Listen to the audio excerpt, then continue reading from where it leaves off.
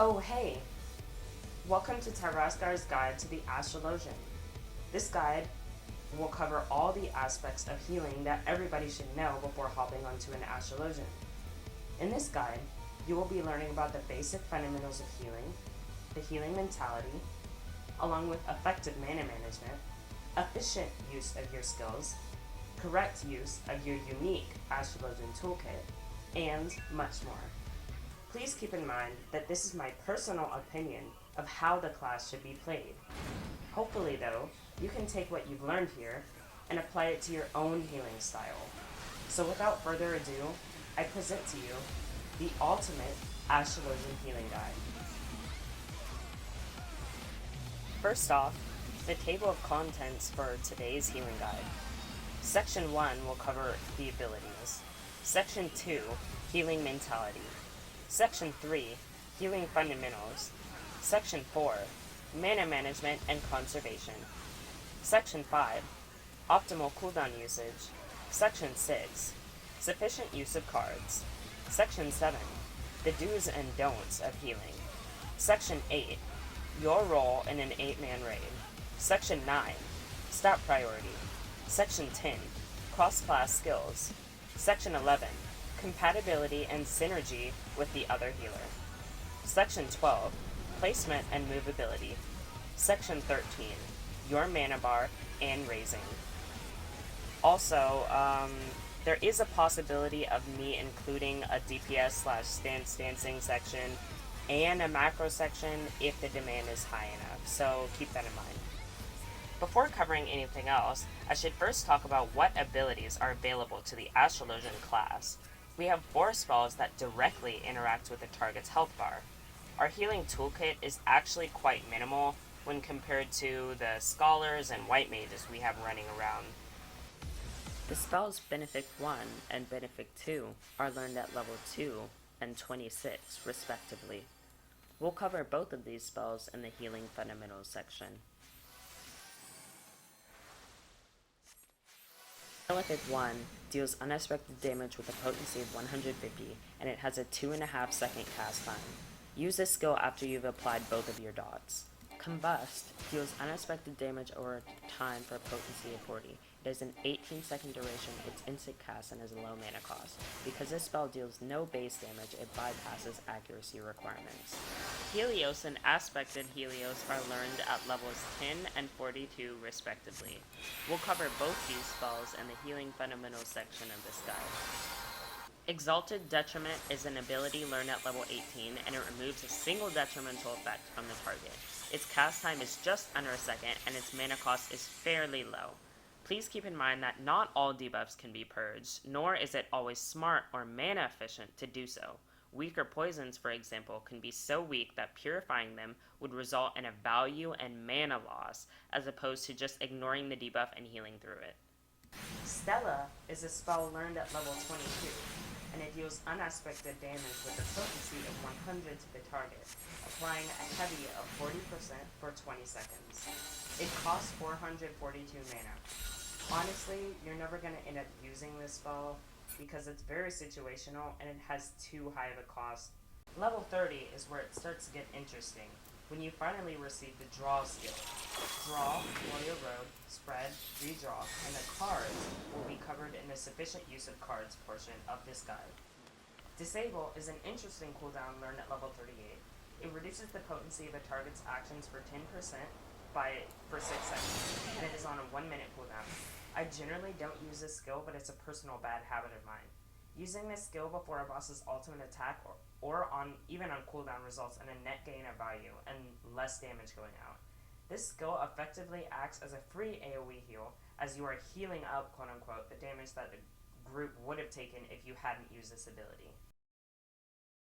Combust 2 is a DPS spell learned at level 46. It deals unexpected damage over time, and it has a cast time of 2.5 seconds, and a mana cost of 618, a potency of 45, and a duration of 30 seconds. This is one of your primary skills for damage healing and cleric stance dancing.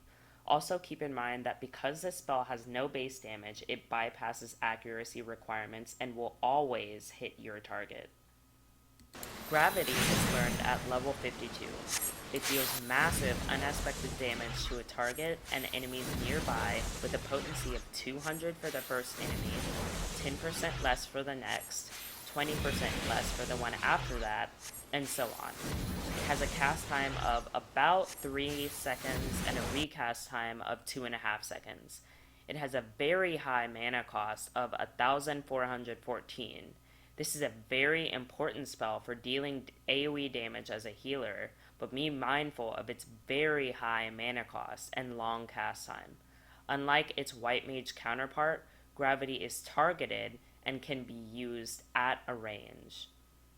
Malefic 2 is a damage spell learned at level 54 and does unaspected damage to the target with a potency of 200. Like Malefic 1, use this spell after you've applied your damage over time effects as filler. Collective Unconscious is the final skill in this section, learned at level 58. This will be covered in the cooldown section of the guide. Section 2. Healing Mentality and Philosophy. This portion of the guide will cover the mentality a healer should have before walking into a dungeon or raid. First of all, what is your role as a healer? What am I supposed to be doing? Your job and first priority is to fill health bars. You do everything in your power to keep other members of your party alive. Even if everyone in your party stands in the fire or somebody gets hit by a massive AoE and dies instantly, there's probably a way you could have prevented or remedied this situation. Healers have a lot of power and influence over the outcome of a fight. Side note, even though you can prevent or remedy deaths, most deaths are not your fault, even though you will be blamed for them. Sometimes it's just out of your hands. What is healing? I define healing as being responsible for the well-being of the group. It's to support or back up your group when they make mistakes. No matter how solid or how good your group composition is, somebody will make a mistake, and it's your job to fix that. You need to know what your role as a healer really is. If you look over all your spells and abilities, you'll see a lot of things that don't necessarily benefit you directly, unlike a tank or DPS class. Your job is to help others, and by knowing what you're supposed to be doing in a raid, you can do that job effectively. Now we need to define what healing is not. Healing is not easy. It comes full of stressful situations, and it can really get to you sometimes. If you're doing your job right, you have something to do at all times. Healing is a constant micromanagement and even a battle with your mana bar and cooldowns. Healing is also not competitive. There is no point in trying to compete with your fellow healers. For example, take a white mage and an Astrologian. A white mage is just naturally geared to do more healing. It's geared to have more throughput, whereas an Astrologian is more suited to be a supportive healer and uses a mobile playstyle. With that being said, why should you heal in the first place? First off, if you heal well, people will respect and adore you. People ask for my name, specifically if they need help. I can be standing around AFK in a major city, and people will come to me and ask me for help or advice. Secondly, you are the backbone of the group. You have power and influence, even more so than the tank does. The tank is usually the one to be in charge of a group, but you ultimately have the ability to decide who lives and who dies. Someone like a black mage or something, or a DPS class or something, doesn't have that kind of power. Next up, some brief thoughts on cleric stance. This is a controversial topic, I know, but know that cleric stance should not be required, in my opinion. As a healer, your job is to heal. Your DPS should be appreciated and valued, but never required. You have each and every right to refuse to DPS if you aren't comfortable with your mana management or ability to stance, in and out of cleric stance at a moment's notice. Secondly, After healing, you should be making a conscious effort to support the group in any way possible, whether that be through drawing cards to enhance the group's performance, DPSing, supporting your co-healer's mana preservation, or handling mechanics that temporarily prevent a DPS from doing damage. An Astrologian is specifically titled a support healer, meaning that you support and heal the group in any way possible. Anything to help, even when it's not acknowledged. I consider there to be two main types of healers regardless of what game or class or job is being played. There is an offensive healer and a defensive healer. I personally am a defensive healer. When little to no damage is going on, you might find me preparing card combos, supporting the other healer in any way possible, putting stone skins up, resurrecting dead party members, or preparing for the next attack and reducing incoming damage. Defensive healers are usually the ones, well, actually healing. Offensive healers are a little cleric sans happy, but not in a bad way. Healer damage is actually not bad and can be a huge help to a group that's having trouble meeting DPS requirements. These healers can often be seen DPSing, applying damage increases more frequently than usual, stance dancing, or handling mechanics that would normally impair a DPS and prevent them from attacking. Depending on what you personally are good at, your healing style will change. Just be careful of the healers that never leave cleric stance. This is irresponsible and leaves all the healing to only one person on a two-man team. Section 3. Healing Fundamentals. As an Astrologian, you are not a white mage or scholar. This sounds weird to hear out loud at first, but it'll make a lot of sense soon. All three of these jobs have very, very different roles in an 8-man raid. A white mage's job is to heal large amounts of burst damage. A scholar's job is to absorb and prevent damage and deal as much damage as they can while stance dancing. Your job as an Astrologian is to support the group and heal at the same time, and squeeze all the value out of your spells as you can. But what is value? I've mentioned it a couple times previously in this guide, and now you'll finally know what value truly is. Value for a healer, specifically Astrologian, is getting the most effect out of your spells for a minimal amount of mana, resources, or time. Drawing a card and using it on someone is an instant gain of value, as you are applying a beneficial effect for free every 30 seconds. If you use a mana cooldown on yourself and extend the duration for longer than it normally is with, let's say, Celestial Opposition, that's an instant gain of value. If you use Sinistry and heal 2 separate targets at once with one spell, that's an instant gain of value.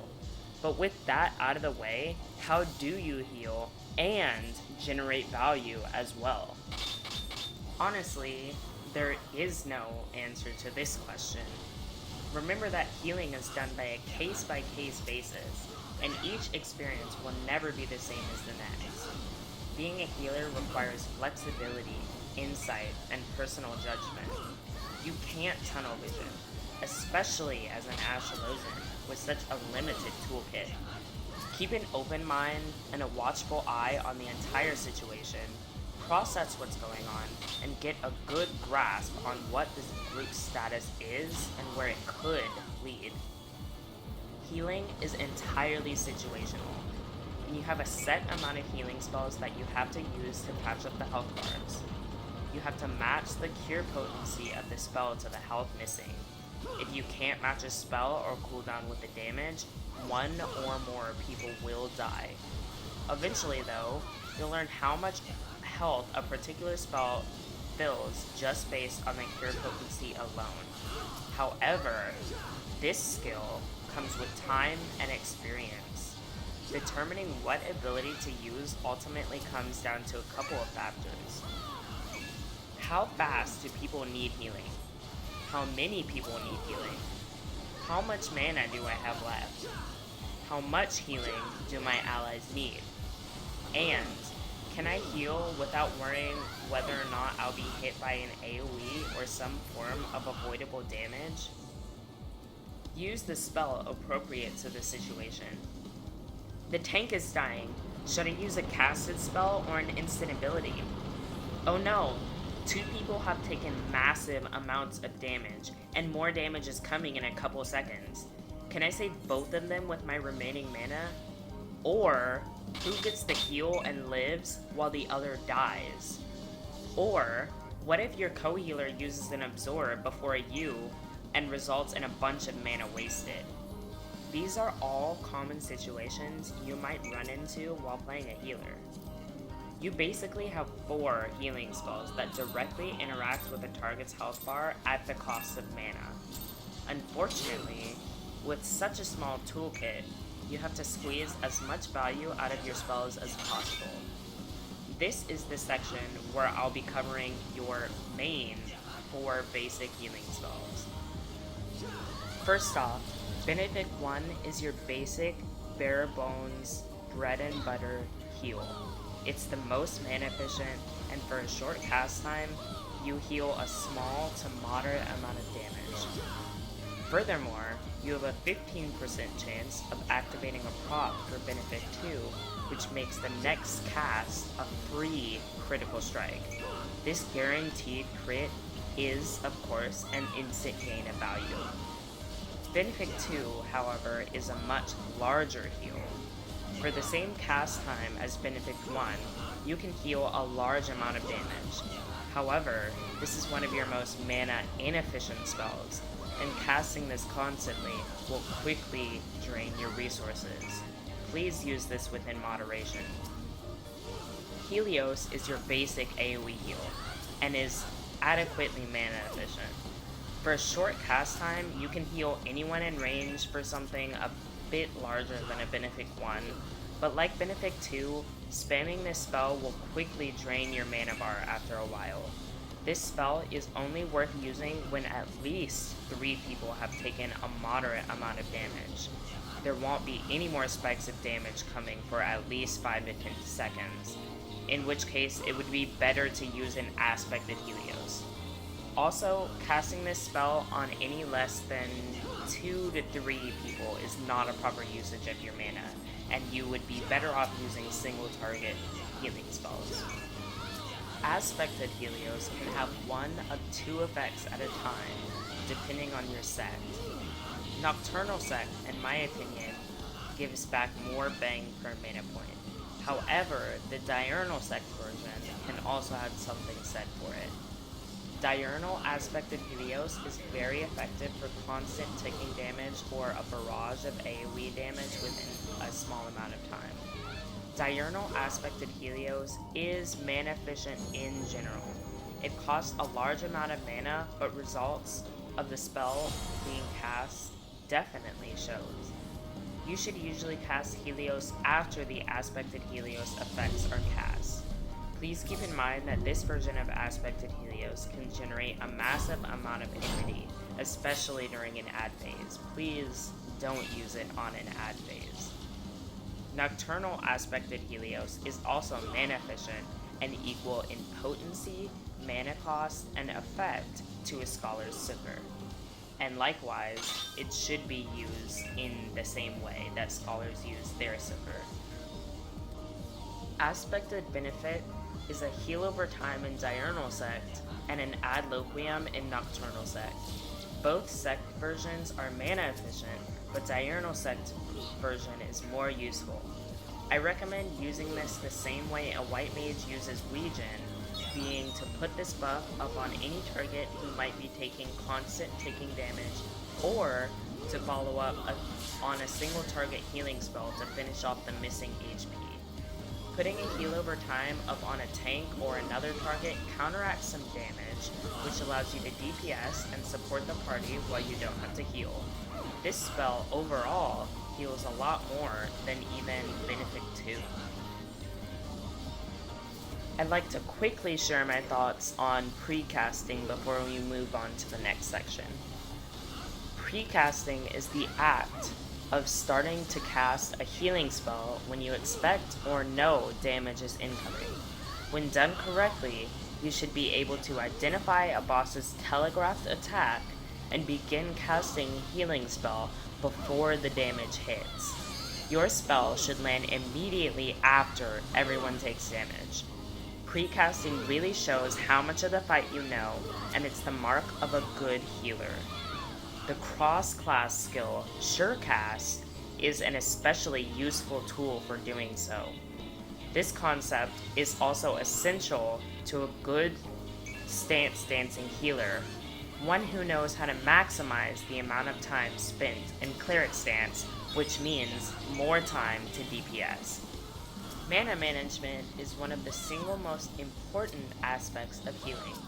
You can spam your most powerful heal if you want, but everyone in the party will die if you run out of resources and are unable to cast for the remainder of the pull. You need to be aware of how much your spells cost and what an impact your spells will have on a target's health bar and your remaining mana. The concept is easy. Ask yourself these questions every time you cast a healing spell. Am I getting the optimal amount of healing from this spell while spending the least amount of mana? Can my mana bar take much more of this before I run out of resources? If the answer is no, then you are being mana inefficient. Mana management is generally quite easy, but I see so many white mages casting Cure 2s when the target is missing 10% of their health, and then they complain to me that they're out of mana near the end of the fight. Ask yourself, does the cure potency of the spell that you're casting match the amount of damage that the target has taken? And do any of the green numbers you see popping up all over the screen actually fit into the target's health bar?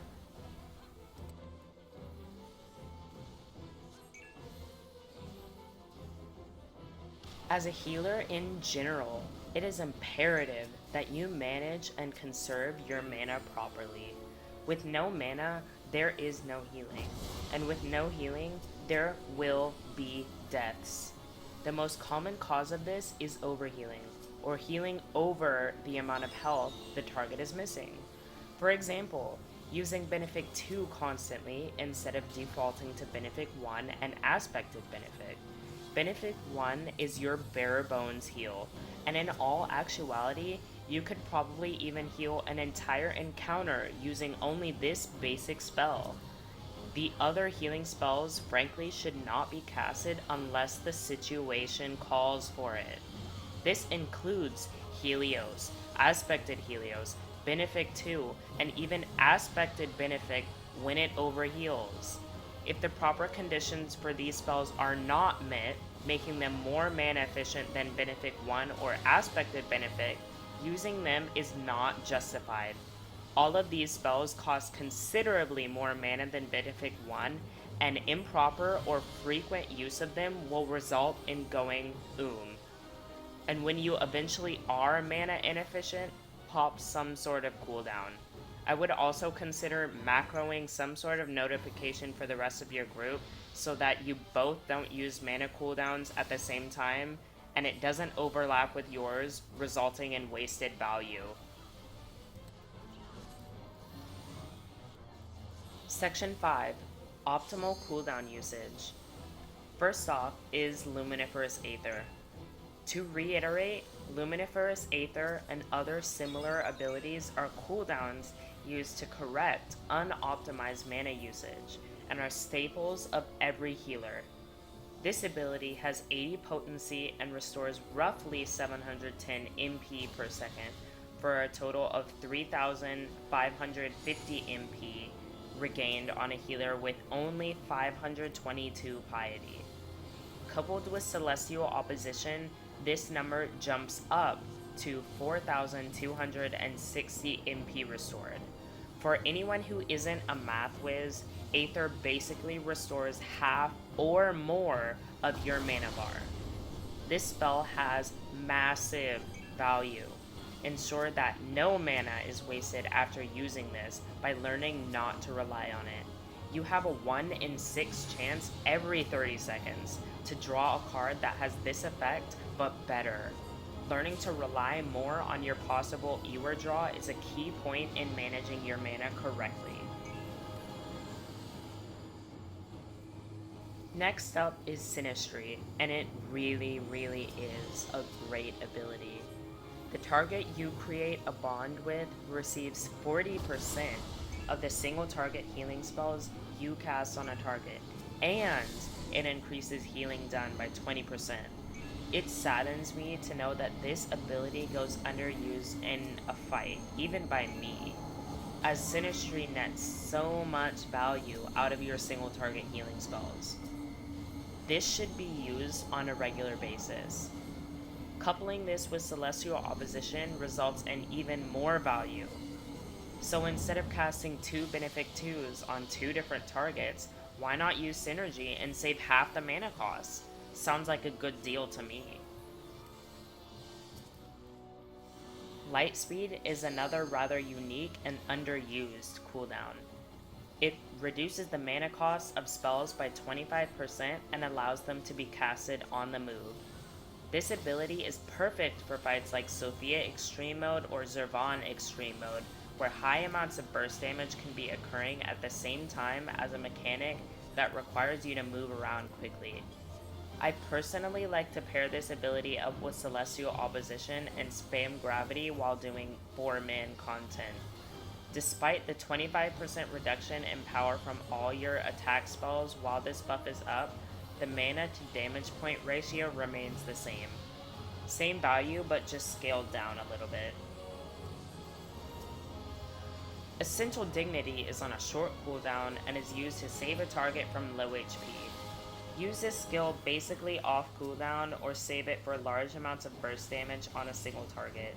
It's free healing, it's instant, it fills health bars, and results in a net gain of mana, as opposed to using a skill like Benefic 2 or wasting Synastry on lower damage than it should be used for. Use this whenever possible. Collective Unconscious is a really great ability, not to mention it looks great.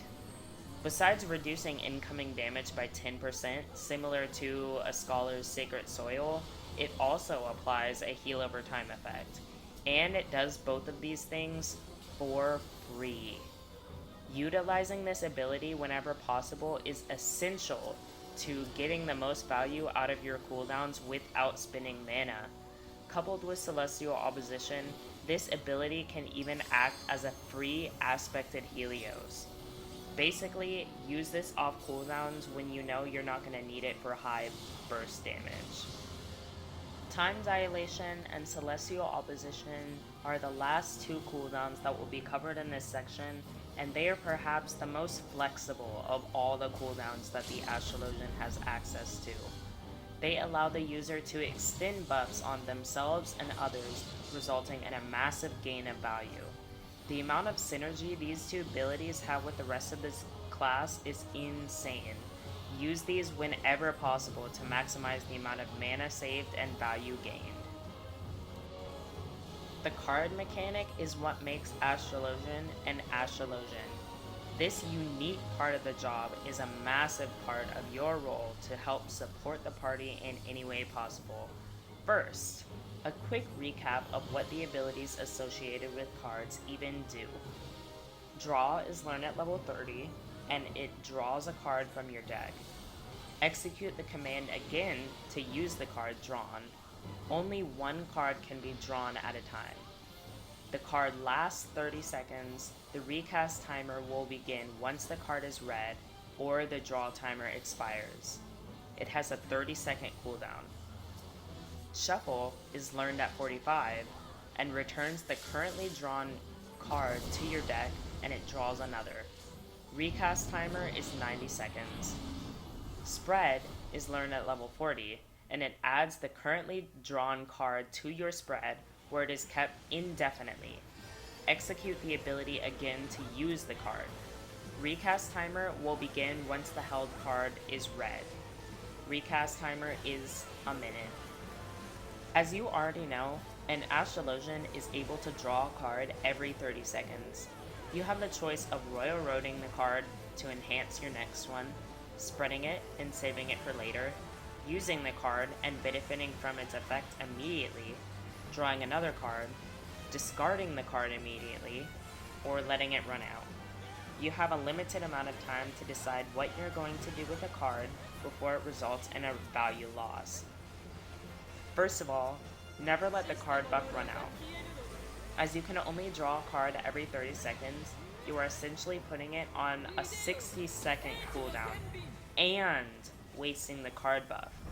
This is a value crime and a very, very big no-no. Now we'll cover which cards do what and how I personally like to use them. The balance increases the target's damage dealt by 20% for 15 seconds. This is a high priority card to either spread or use. The bowl decreases damage taken by the target for 20% for 15 seconds. This is also a high priority card to either spread or use. The arrow increases the target's attack speed by 10% for 15 seconds. Extended bowls and ewers are good value generators. The spear reduces ability recast timers of the target by 20% for 20 seconds.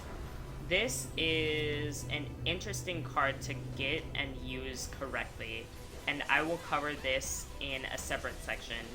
But its Royal Road effect is, again, very good for bowls and ewers.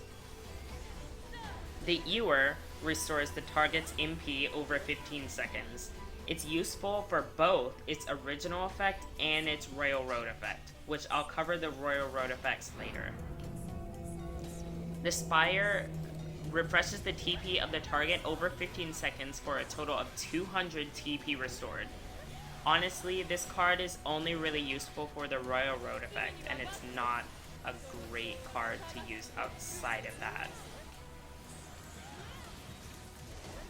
Finally, to cover the Royal Road ability. I've been saving this one for last because there is a lot of important information to cover. First of all, Royal Road returns the currently drawn card back to your deck to enhance the effect of the next card. The bowl and the balance increase the card's potency to 150%. The arrow and the spear extends the amount of time the card lasts. The ewer and the spire halves the card's potency, but extends the buffs to everyone in range. Its cast time is instant, and its recast time is 15 seconds.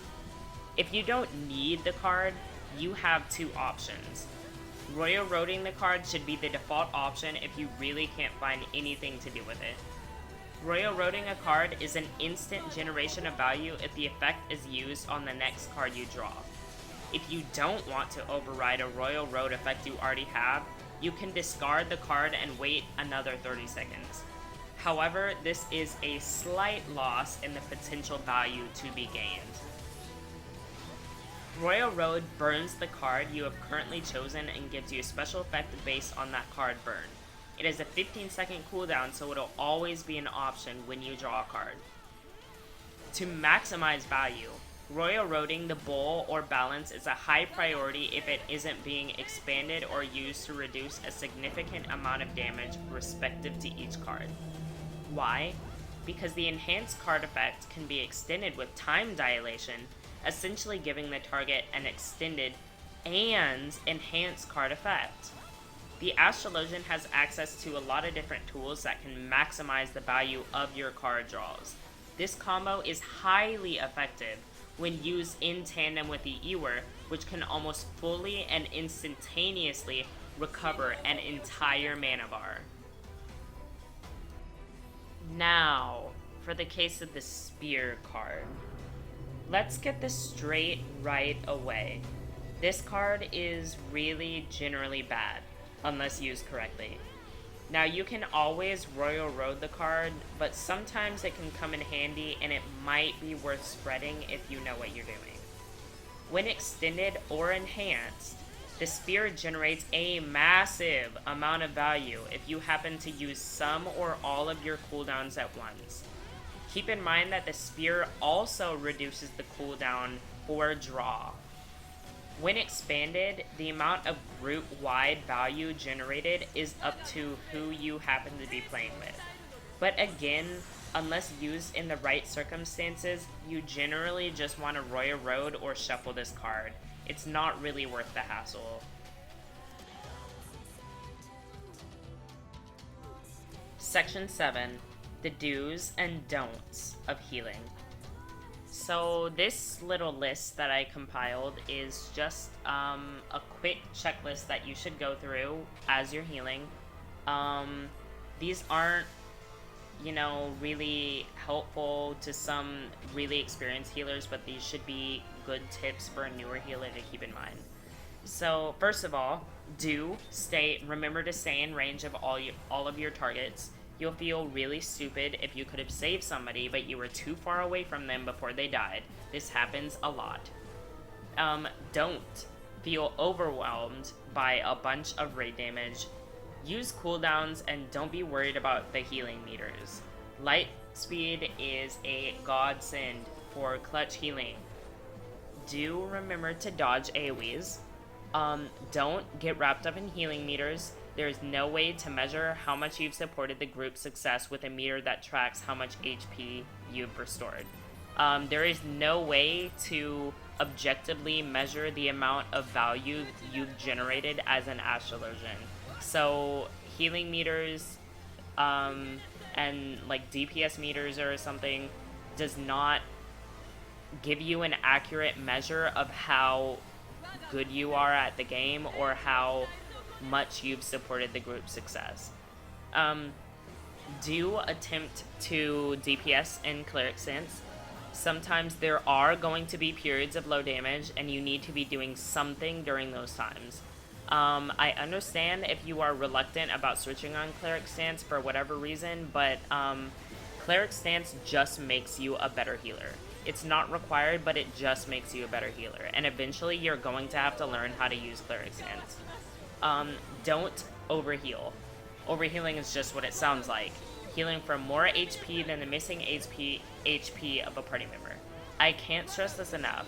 Doing this over and over and over again in a fight will result in a lot of extra enmity, wasted MP, and lost value. Heal over times are usually not a problem. They're usually overhealing spells. But that is only because they heal over a very long period of time and are generally very mana efficient and generate a lot of value for their MP costs. Casting larger spells, though, like Benefic 2, to heal small portions of damage is very taxing on a healer's mana bar. Unless you magically get a free cure proc and have a free heal, even though that isn't even possible on Astrologian, you shouldn't be overhealing. Do learn to precast a heal immediately before a casted AoE spell from a boss. Just learning how to precast in general is a good idea, so I would suggest practicing. Don't be scared of HP bars that aren't full. Your job as a healer is not to fill health bars, but it's to keep people alive and make sure nobody is hindered by detrimental effects. That's it. Getting caught up in whether or not HP bars are filled are going to lead it's gonna lead to you overhealing and wasted mana and generated enmity and lost value, okay? So regardless of whether or not a party member is at 100% health or 50% health, they're still able to do their job. As you become more adept in healing, you can be more and more flexible on how much health you're willing to allow your allies to drop down to before you have to heal them. A skilled healer can heal, DPS, and prepare for more damage all at once. But there are limits, and you need to keep in mind that you are a healer, and it's your responsibility to take care of your group. So DPS and do all these cool things, moving around and everything, within moderation. My last tip is don't let people pressure you into being what I like to call a spread balance astrologian. Your only function is not to increase the group's damage, okay? You are allowed to use whatever card you feel like on whichever person you feel like, and you don't even have to use cards if you don't feel like it. So they have no right to tell you, oh, well, you need to prioritize balance, spreading balance, and expanding it to everybody in the party. No, I can use whatever card I feel like. If I want to expand an arrow, I'm gonna expand an arrow, okay? Deal with it. Nocturnal Sect versus Diurnal Sect. What's the difference? First off, in terms of extreme primals, Diurnal Sect is just better than Nocturnal Sect. Diurnal Sect provides more healing overall, and it gives a nice boost to spell speed. And the hot effects of Aspected Benefic and Aspected Helios are better for burst damage or damage that comes slowly and sustained. If your partner is a scholar, obviously you're going to be using Diurnal Sect. When your partner is another Astrologian, even though this healer combination is kind of terrible, you're not going to have control over which sect you're using. However, the real decision making comes into play when you have a white mage and an Astrologian paired together. While the default sect is normally diurnal, the white mage has access to Medica 2, a powerful AoE heal over time, much stronger than that of your own. The next sect, or the sect you choose, is almost entirely based off what fight you're in. Diurnal Sect is generally preferred for fights like Sophia or Zervan Extreme Mode, when the area available to stand in is very small, and mechanics require precise positioning to dodge. Nocturnal Sect is better for fights without mechanics that are quite so strict with positioning, and have occasional periods of downtime, like Thoradin Extreme Mode, Nidhogg Extreme Mode, or Alexander Eyes of the Creator Savage Mode. But again, I do have to say that Diurnal Sect is the more mana efficient and value efficient of the two, as the heal over time effects it can provide heal for much more than the small healing potency and damage mitigation increase that Nocturnal Sect offers. Section 9. Secondary Stats and Priority. The ideal build for my playing style looks something like this. Spell speed at the top, next piety, mind, accuracy, critical hit rate, and finally determination. First off, spell speed is just a great stat. I love it, especially as an Astrologian, to be able to move around using my instants, abilities such as light speed, moving around while drawing cards, among other different things. This stat just gives the Astrologian more mobility.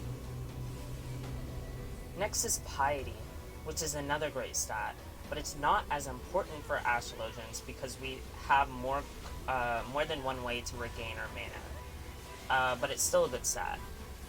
Mind is next, and it's not really something you need to worry about as a healer, as it appears on your gear naturally. However, I'd want a materia with Mind on it more than I would with something like the stats below. Accuracy is not as important because Combust 1 and 2 bypass accuracy requirements. But if you see yourself DPSing and using Malefic 2 more often, place this stat above Mind. Critical hit rate, while it is a good stat, is one of my least favorite stats across all MMOs. Having too much crit can create a bad habit of relying on critical heals instead of matching your spell's potency to the damage. If I see a moderately damaged target, I'm going to cast Benefic 2 or Essential Dignity, not cast Benefic 1 and pray for a critical heal. Finally, Determination is a good stat, but you won't really need it. If you really wanted more healing on your spells, you would just use Mind Materia. This stat is kind of unnecessary, but it appears on gear, so why not? Section 10. Cross-class skills. The Astrologian class has access to Conjurer and Thaumaturge cross-class skills. From Conjurer, you can take Cure, Arrow, Cleric Stance, Protect, Raise, and Stone Skin. There's no reason to take Cure or Raise, as you already have your own versions of these spells that do the same thing, but better. Arrow deals wind damage with the potency of 50, and applies a damage over time effect with the potency of 25 for 18 seconds. This little skill is a nice increase to DPS overall. Approved. Cleric Stance swaps current Intellect and Mind attribute ratings while increasing potency of attack spells by 10% and reducing the potency of healing spells by 20%. You can switch this spell on and off. Cleric Stance is the only thing that makes healer DPS good, so of course this is mandatory. Protect increases the physical and magical defense of all party members within the range of the target for 30 minutes. Obviously, this buff should be up before the start of any dungeon or pull. I'd like to think this as mandatory, but you can get away with not taking this in a 2 healer situation. Otherwise, just take it anyway. Stone Skin creates a barrier around the target that prevents physical damage totaling 10% of the target's maximum HP for 30 minutes. Keep in mind that this scales with the target's maximum HP. Stone Skin is pretty much mandatory, as it provides a nice little barrier, which means more Cleric Stance uptime. But sometimes you can get away with never really using this ability in a fight.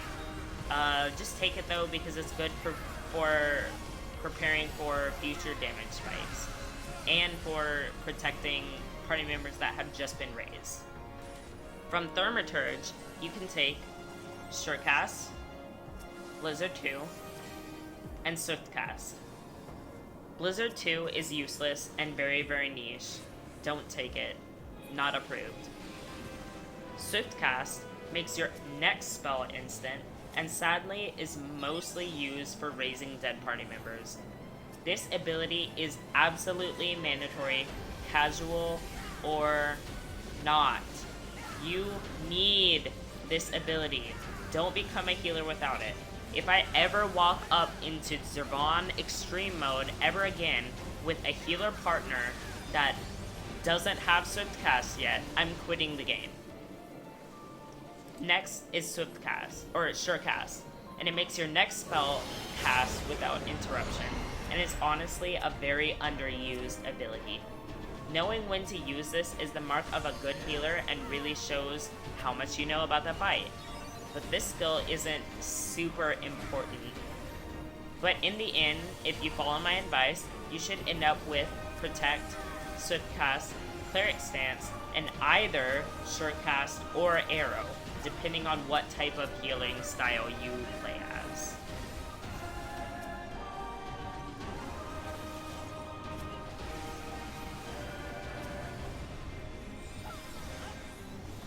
Section 11. Compatibility and Synergy with the other healer.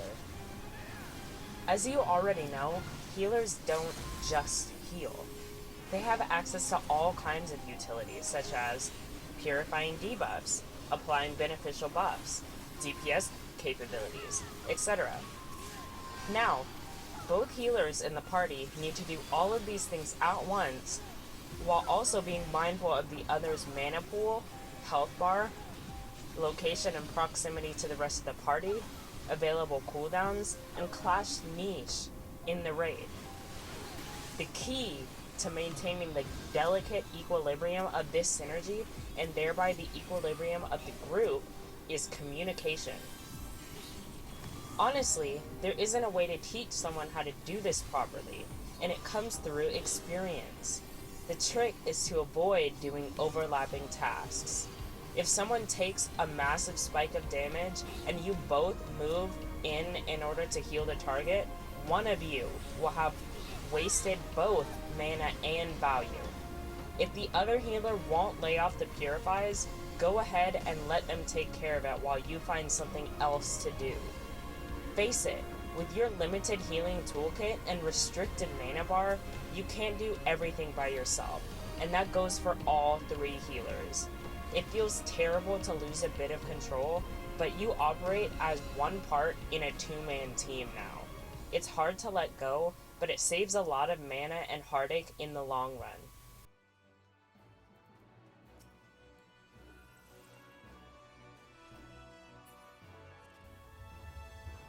Section 12. Placement and Movability. Placement in a fight is generally either not too important, or it changes depending on the encounter, depending on, what sort of AoEs will be flying around. The general rule of thumb is to plop yourself down nearby the other healer so that you're in range of their AoE heals. Avoid standing next to casting classes like Black Mage or Summoner, so when you're targeted by an AoE, they don't have to move from their spot and they can continue DPSing. And never ever ever ever stay near the tank unless you want to get cleaved. That being said, mobility as a healer is very much important, and you have tools as an Astrologian to do this effectively. Just to reiterate, mobility and placement are 2 very, very different concepts. Light speed, essential dignity, swift cast, all your card mechanics, disable, aspected benefit, time dilation, sinistry. All of these spells and abilities are things that an Astrologian can use to influence the amount of damage or healing going out in the fight, and more importantly, they are all instant abilities. While Scholars have their Aether Flow abilities, their mobility potential pales in comparison to yours. It's an incredibly important concept to know that you can heal on the move, and you should take advantage of this gift. When you're in fights like Skathach from Dunscath or Sephiroth EX, fights that require you to be from one end of the room to the other in 2 seconds, you need to take advantage of your mobility to be an effective healer. While a White Mage or Scholar has less movability, they have more throughput, which allows them to keep the group alive effectively. An Astrologian does not have that sort of luxury. Utilize your mini tools to stay on the move, stay away from AoEs, and heal the group at the same time. I think Astrologians are unique in the sense that we basically have infinite, or at least close to infinite mana. It is so easy to resurrect somebody and instantly regain the mana spent back, plus some. So if, as both of the healers, you decide to have a more lenient resing policy, you should probably be the one resurrecting people. You just have more control over your mana than Scholars or White Mages. Okay everyone, that includes everything that'll be covered in this guide. I hope this was insightful, it improved your skills, and it inspired you to fill some health bars. Thanks for watching, and good luck on your quest.